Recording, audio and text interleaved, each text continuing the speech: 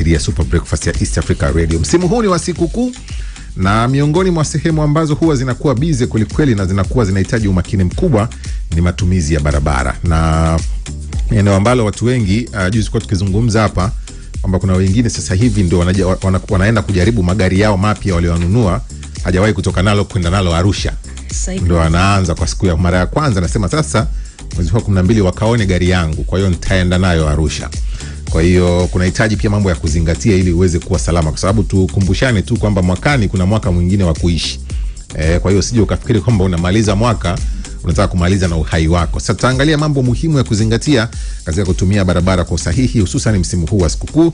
Na bahati nzuri tumeungana hapa na Dina Mosi, huyu ni mkaguzi wa polisi kutoka trafiki makao makuu, ama unaweza kuita trafiki kuu. Tutazungumza naye mengi kuhusiana na nini ambacho kinaendelea kwa sasa, uzoefu wao kwenye msimu huu wa sikukuu, mambo gani huwa yanawaponza watu, nini kifanyike ili kupunguza zile rapsha za barabarani zisiwe nyingi sana msimu huu wa sikukuu, ili tuweze kutana mwaka 2026 tukiwa wazima na viungo vyetu vyote vya miili. Karibu sana. Asante sana mzee. Habari ya trafiki? Ni kwema, tunamshukuru Mungu. Ndio. Kwa tukizungumza kuhusiana na uzoefu wa msimu huu wa sikukuu na matumizi ya barabara, kwanza tuanzie hapa. Hali ya barabara ikoje msimu huu? Ndio mwezi wa 12 ndio unahitimisha, maana yake sikukuu zimekaribia. Nyie ndio mnatazama, mnaona picha halisi, kwa hali sasa ipoje? Kwa mwaka huu hali imeimarika sana. Hata matukio ya ajali kumekuwa ni machache sana.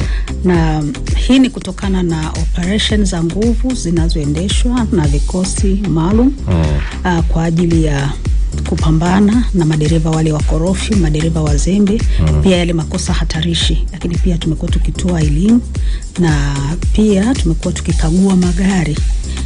Kabla ya kuanza safari kumekuwa na mwitikio wa watu kuleta magari na kuyakagua na kuthibitisha kwamba magari yao yana ubora katika kusafiri. Kwa hiyo katika hilo pia tumekuwa tukiadhibu wale madereva ambao ni wazembe na ambao wanavunja sheria kimakusudi. Lengo tu ni kupunguza ajali ili barabara zetu ziwe salama na watumiaji wengine waweze kuwa salama. Sawa. Na mmefanikiwa kiasi gani kupunguza usumbufu barabarani kwa hiyo kazi ambayo mmeifanya? Kwa kweli tumefanikiwa kwa kiasi kikubwa kwa sababu juzi nilikuwa naangalia hata takwimu za ajali, ina maana zimepungua zaidi ya nusu kwa mwaka huu kwa kipindi hiki. Zaidi ya nusu. Nataka nikwambie pia sijasikia sana hizo. Sijasikia. Na nini? Kwa sababu tulijipanga mapema sana. Unajua kikawaida madereva wengi wa Tanzania wakiona askari ndio wanatii sheria, na wamefikia mahali wengine wanaogopa askari kuliko hata sheria zenyewe. Kwa hiyo tulijipanga mapema. Disemba mosi timu za makao makuu zilienda katika highway zote Tanzania. Kwa hiyo wengine walienda nyanda za juu kusini, wengine wakaenda kaskazini, wengine wakaenda kanda ya ziwa, na bado wako kazini. Kwa hiyo madereva wanavyoamka wanawakuta watu wako kazini, wanapimwa ulevi, pewa elimu, basi naona pia wamejitahidi kubadilika. Kwa hiyo mwaka huu hali ni nzuri. Hivi tutafikia kipindi tuwe tuna uwezekano wa madereva, umezungumza kuhusu madereva wakiwaona wanatii sheria. Tutafikia kipindi tutamani kuona madereva wakiamka tu wanajua kwamba anatakiwa niwe salama barabarani bila hata kumuona trafiki eneo, bila kumuona askari popote. Ni sahihi. Kwa mtazamo ni madereva wenyewe wanahitajika kubadilika. Lakini nina uhakika kwamba dereva mweledi mara nyingi anakuwa sio mwoga, kwa sababu anakuwa anafuata kile ambacho kinahitajika. Kwa wale madereva ambao wanafanya uzembe ndio mara nyingi wanakuaga ni wakorofi barabarani, ya kwamba hata wametunga ishara za wao wenyewe kuambiana kwamba mbele kuna askari. Kwa hiyo nataka nikwambie pia kuna lugha zao wanazozitumia barabarani. Lakini jinsi tunavyoendelea na elimu, tunaangalia tulikotoka na tulipo sasa hivi, tunaamini kwamba mafanikio ni makubwa na itafikia wakati ya kwamba madereva watakaa sawa kabisa. Yani tunaamini hilo. Hawatakosekana wale watukutu wachache kwa sababu unajua hizi ajali mara nyingi zinasababishwa na zile tabia za kibinadamu. Kwa hiyo wale wenye tabia za hivyo wachache watabaki. Lakini pia wakati mwingine tutawalazimisha kubadilika. Kwamba tabia zao lazima wazibadili ziwe katika tabia ambazo zina nidhamu ya barabara. Sawa, nilikuwa nikizungumza hapa kuhusiana na watu kusafiri masafa marefu na magari yao kipindi hiki cha msimu wa sikukuu. Kuna mtu leo anatoka Dar es Salaam anakwenda Arusha, mwingine Kahama, Musoma, wapi kwa usafiri, mwingine binafsi, mwingine ndo anaendesha kwa mara ya kwanza. Madereva wasio na uzoefu wa kuendesha hizi safari ndefu, mnatoa ushauri gani au nini ambacho mnatamani kuwaambia watu ambao ndio kwanza Januari ya mwaka huu alinunua gari au mwezi wa 8 amekaa nalo mjini hapa, safari zake ni Kimara Posta, amekaa anatamani kulipeleka Arusha kwa sababu na safari hii nachukua familia yangu kwa mara ya kwanza, naenda na gari yangu mwenyewe nyumbani Moshi. Ni sahihi unapozungumza. Unajua udereva unahitaji pia uzoefu wa barabara. Uyajue yale mazingira ya barabara. Unapotoka Dar es Salaam unaenda Moshi, unaskani sehemu zipi ambazo ni hatari ili uchukue tahadhari. Kwa hiyo kwa wale madereva ambao si wazoefu wa barabara, wageni, au inawezekana kwa ni mzoefu wa barabara lakini hapa mjini, kwa sababu kwa hapa Dar es Salaam hakuna sehemu ambayo utaendesha masaa 3 mfululizo. Lakini wengine wamezoea labda anatoka nyumbani kazini, anatoka nyumbani kanisani, anatoka nyumbani kwa ndugu, ni kieneo kidogo. Na experience yetu kwa hao madereva ambao ni wageni, mara nyingi huwa wakifika maeneo kuanzia Tanga kama anaenda Moshi ndio ajali zinaanza kutokea. Hawezi kupatia ajali Bagamoyo kwa sababu mwili ulishajitunia kwamba anaendesha kwa muda fulani. Unajua wakati mwingine mwili unajituni na akili nayo inapokea. Kwa hiyo mara nyingi wanaweza kupata ajali Same, Tanga, wameshapita Korogwe kule kwa sababu yale masaa yake ambayo ameyazoea ameshayapita. Kwa hiyo sisi tunachowashauri kwamba wewe unaendesha pa Dar es Salaam lakini hauna uzoefu na safari ndefu, au ni mgeni kabisa, tafadhali chukua dereva mwenza ambaye ana uzoefu na ana sifa ya kuendesha masafa marefu ili uweze kuwa salama. Hata kama wewe utaendesha, lakini awe pembeni ili wewe pia upate uzoefu. Akusahihishe yale makosa, lakini atakapoona umechoka basi akusaidie kuendesha kipande kilichobaki. Lakini kama inamlazimu sana ya kwamba aende, cha kwanza nimesema kwamba achukue dereva mzoefu. Aendeshe ndani ya masaa 3-4, apumzike. Atafute sehemu ambayo anaweza kupumzika, lakini ashuke kwenye gari yake ili kujiondoa katika hali ya uchovu, anywe maji mengi.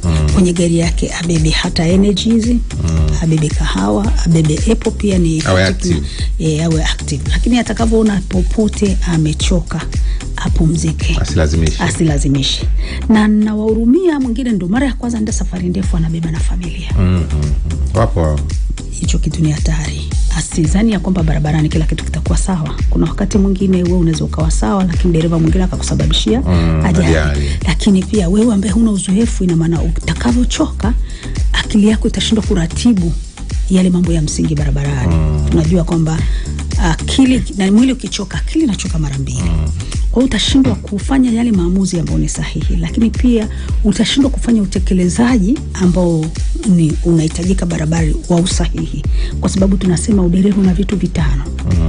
Cha kwanza ni kuona. Ina maana kwamba wewe umeshaona yale mazingira ya barabara, lakini umeshaona yale mazingira ya barabara, umetambua nini? Baada ya hivyo unatabiri kwamba nini kitakachotokea. Baada ya hapo unaamua nini cha kufanya ili niepukane na hiki kitu, alafu unatekeleza kwa haraka lakini kwa usahihi. Wewe ambaye ni dereva mgeni ukishachoka, ina maana kwamba hivyo vitu vizingatia, kwa sababu ukichoka ina maana akili imechoka, na hivyo vitu vyote vinatumia zaidi akili.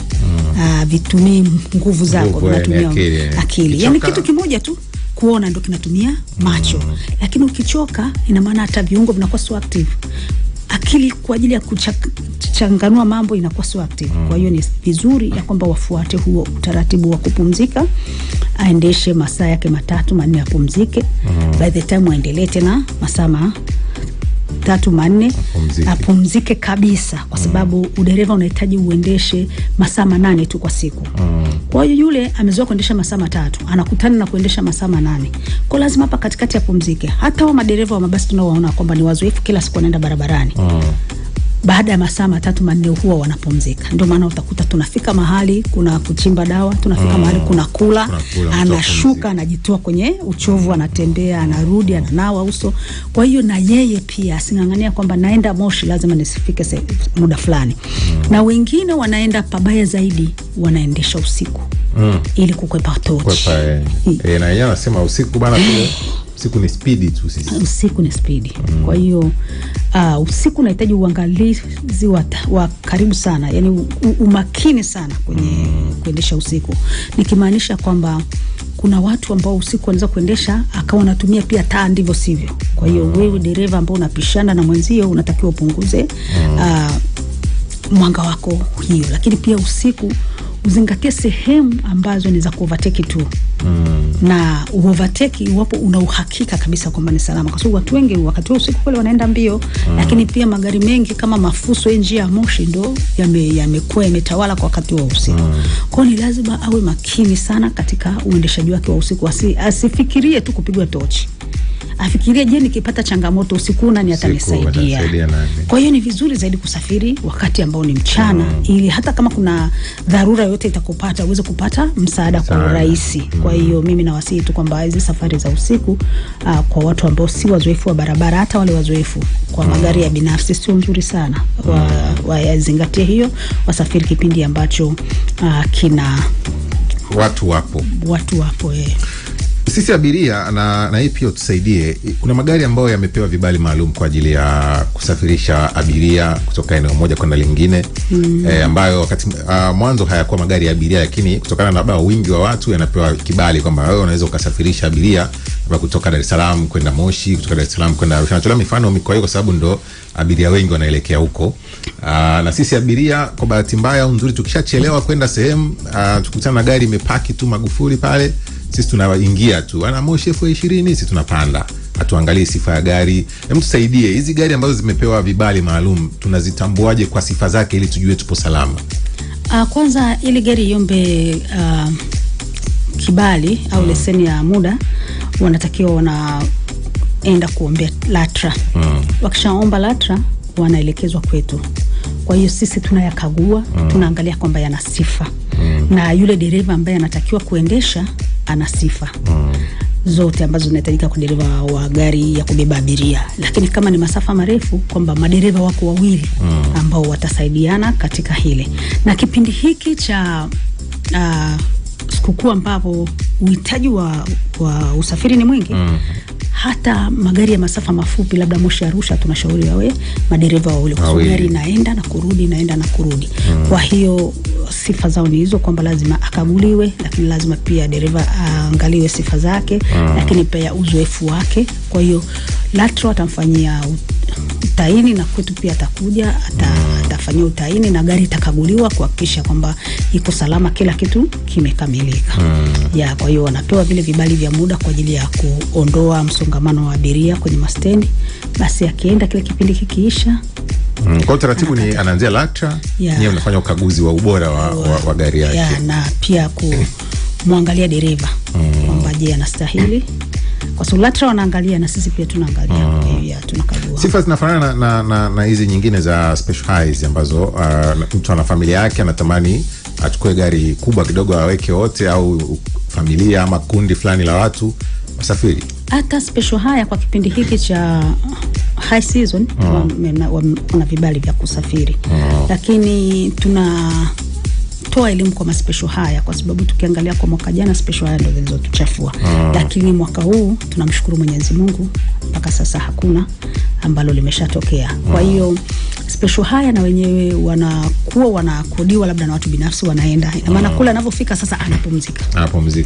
Labda amepeleka harusi au amepeleka watu labda ukoo wa kina Mosi, wanaenda Moshi, wanabeba lile kundi fulani, wanabeba, wanapeleka, wanapumzika, wanasubiri wale watu.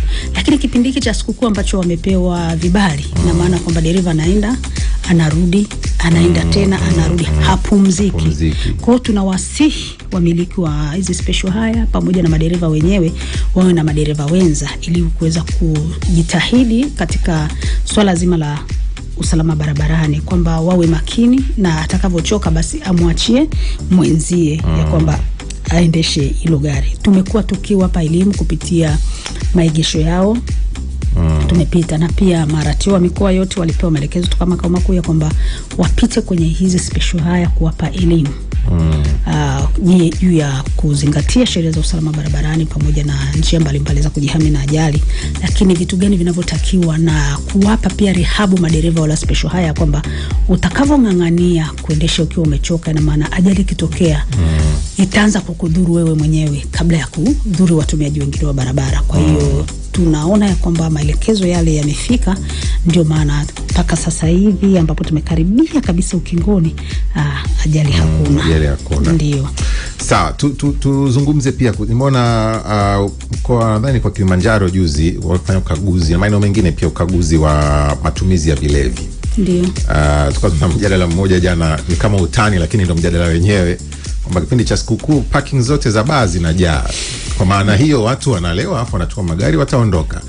Ukaguzi upoje kwenye matumizi ya vilevi? Ni kuna kiwango maalum ambacho mtu sasa hataruhusiwa kuendesha gari yake au gari fulani, au ni utaratibu gani unafuatwa kwenye masuala ya kilevi kwenye udereva? Udereva na ulevi kwa Tanzania ni kwamba umekatazwa kabisa. Yani hauhitaji kunywa hata tone moja na kuendesha chombo cha moto. Lakini tunaona ya kwamba wanafanya hivyo. Kwa hiyo ndio maana tunakuwa tunawapima. Na uwezi kwenda baa kwenda kumpima mtu pale au kumkataza kunywa. So tukumbuke ya kwamba sisi hatukatazi watu kunywa pombe. Kwa sababu pombe pia inaingizia taifa pato, lakini ni biashara za watu pia. Sisi tunachokataza ni dereva kunywa pombe na kuendesha. Kwa hiyo tunawaomba ya kwamba atakapokuwa anaenda baa anajua anaenda kunywa, basi awe na mtu ambaye at least hatumii pombe.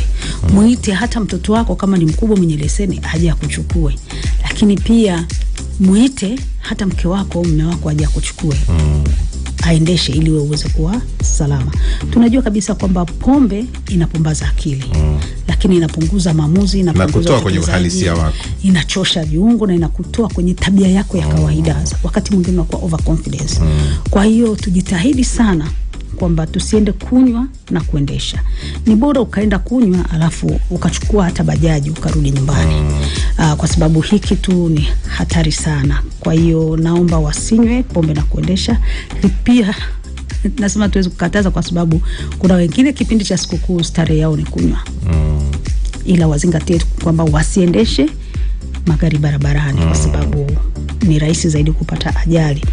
Uendeshaji unahitaji afya ya mwili na afya ya akili. Kitu ambacho kwa dereva mlevi hivyo vitu lazima viwe vimeondoka kwenye mwili wake. Kwa hiyo wazingatie hilo kwamba wasinywe pombe na kuendesha, na iwapo inabidi basi atafute mtu wa kuja kumchukua, wa kuja kumsaidia. Adhabu zipoje mnapobaini dereva huyu amezidisha kilevi, hastahili kuendesha ile gari? Mnamkamata? Tunamkamata, tunamzuia kidogo. Aidha tunamweka mabusu.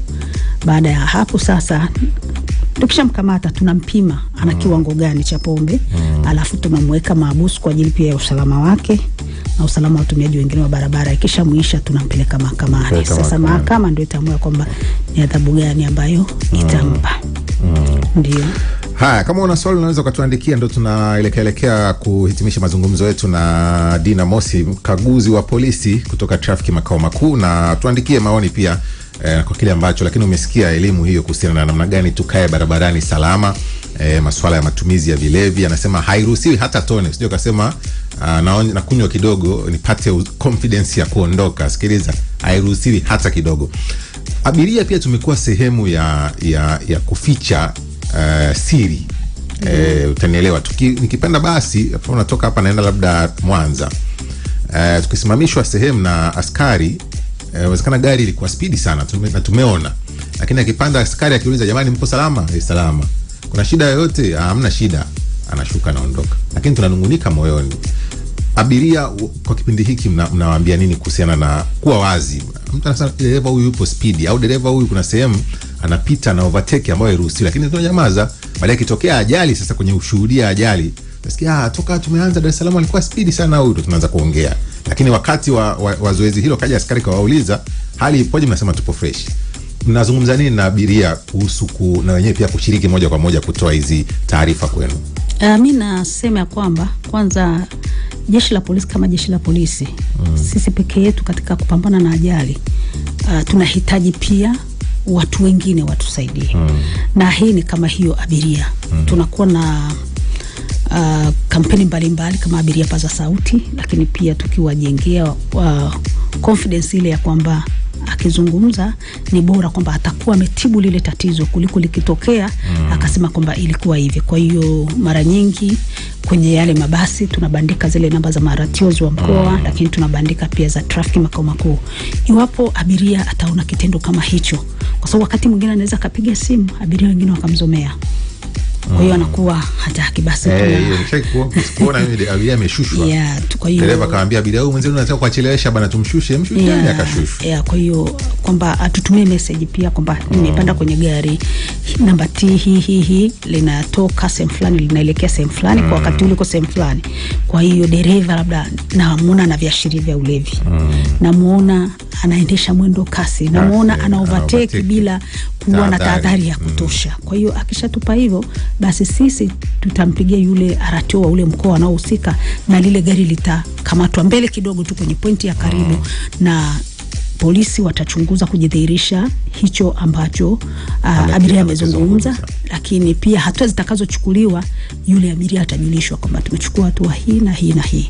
Kuna wakati mwingine hata tunawashusha madereva ya kwamba tajiri anatakiwa alete dereva ambaye ni ana nidhamu na anaheshimu kanuni na taratibu zote za barabara. Kwa hiyo sisi ukitupa taarifa inakuwa ni siri, hatuwezi kusema kwamba fulani yuko wapi ndio ametupa taarifa, hapana. Sisi tutachukua hatua stahiki kwa ajili ya kuokoa maisha ya abiria wote ambao wako kwenye kile chombo. Kwa hiyo niwape moyo tu kwamba watupe taarifa. Hata si abiria pekee wanaosafiri kwenye mabasi, lakini kuna wakati mwingine labda unaenda Moshi kama ulivyozungumza, mtu anafika Korogwe pale amebeba familia kwenye gari, ana kunywa pombe, ana kula chakula sana, yani unajua wewe unashuhudia. Toa taarifa ya kwamba bwana, kuna gari hii, huyu dereva anakunywa sana pombe na amebeba familia na yuko safarini. Basi sisi pale pale tutamzuia ili asiende kwa ajili ya usalama wake na watumiaji wengine wa barabara. Kwa hiyo watupe taarifa. Lakini pia wale madereva ambao wanafanya safari kama picnic, wanabeba mapombe kwenye vijana wanavyosafiri sasa hivi kwenda Moshi, nazungumzia Moshi kwa sababu barabara yenyewe ambayo kama baa hivi. Gari inakuwa kama baa.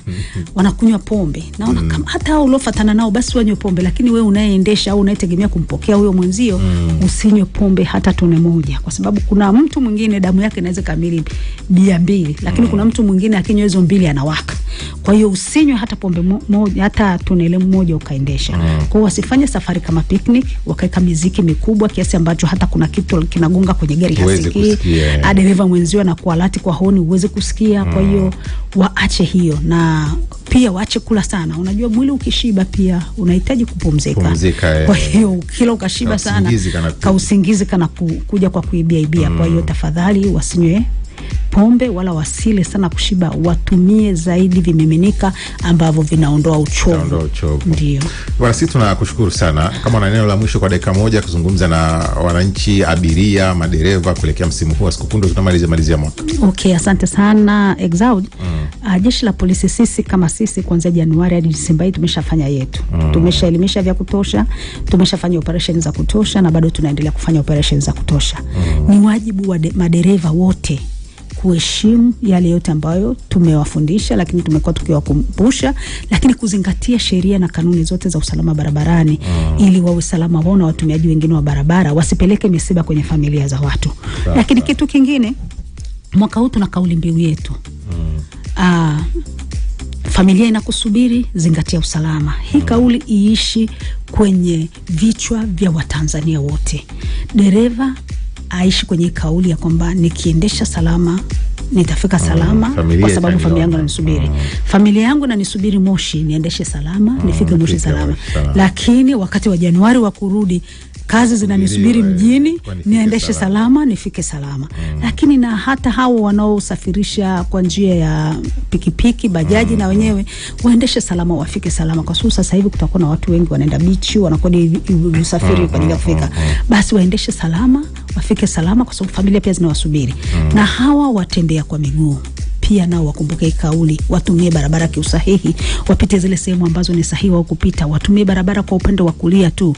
Na kama ni usiku kwa sehemu za vijijini, kwa sababu sasa hivi magari yameongezeka zaidi vijijini kwa ajili ya watu wameenda kule na magari yao kula sikukuu. Avae nguo yenye ungavu ili aweze kuonekana kirahisi. Kama hana basi abebe hata tochi ili hata dereva wa gari anaona kwamba kuna mtu anakuja kule.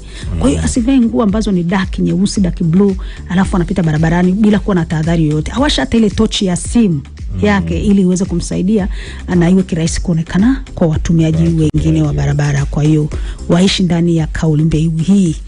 Kwa kifupi tuseme tu tupunguze mihemko barabarani. Kabisa. Asante sana Dina Mosi, mkaguzi wa polisi kutoka traffic makao makuu. Tumefurahi sana kuwa na wewe. Asante sana. Karibu tena siku nyingine. Tuendelee kutoa hii elimu kwa Tanzania. Amina, asante. Sisi tukirudi itakuwa ni muda mzuri kwa ajili ya news update na kibiashara zaidi pia ipo tayari kwa ajili yako. Mimi ni Exaudi Mtei, kule Instagram nitafute kama Exaudi Msaka habari. Sisi tupo mpaka 3 kamili za asubuhi. Usitoke. Baki hapo. Tunalipa bill. Dakika 0 tu. Tunarudi. Loco promo deal ya wiki hii ni kutoka Rani Sanitary Pads. Rani Sanitary Pads zinakupa faraja na usafi muda wote, zikitengenezwa kwa teknolojia ya kisasa ya anion. Kwa mama baada ya kujifungua, Rani Maternity Pads ni laini zaidi, hunyonya kiwango cha juu na salama kabisa. Kwa hospitali au nyumbani, Rani Under Pads hutoa kinga bora dhidi ya kuvuja. Kwa mtoto wako na familia nzima, Rani Baby Royal Wipes ni laini, salama na hazina kemikali hatarishi. Tupo Mwananyamala, Msaada Garage na Kariakoo, Mkunguni na Sikukuu. Tupigie simu namba 0713-311-616 au 0754-311-616 au tufate Instagram Rani Sanitary Pad. Baada ya kulipa bill, kifua chacho nisha miji mikuu ya Tanzania, Kenya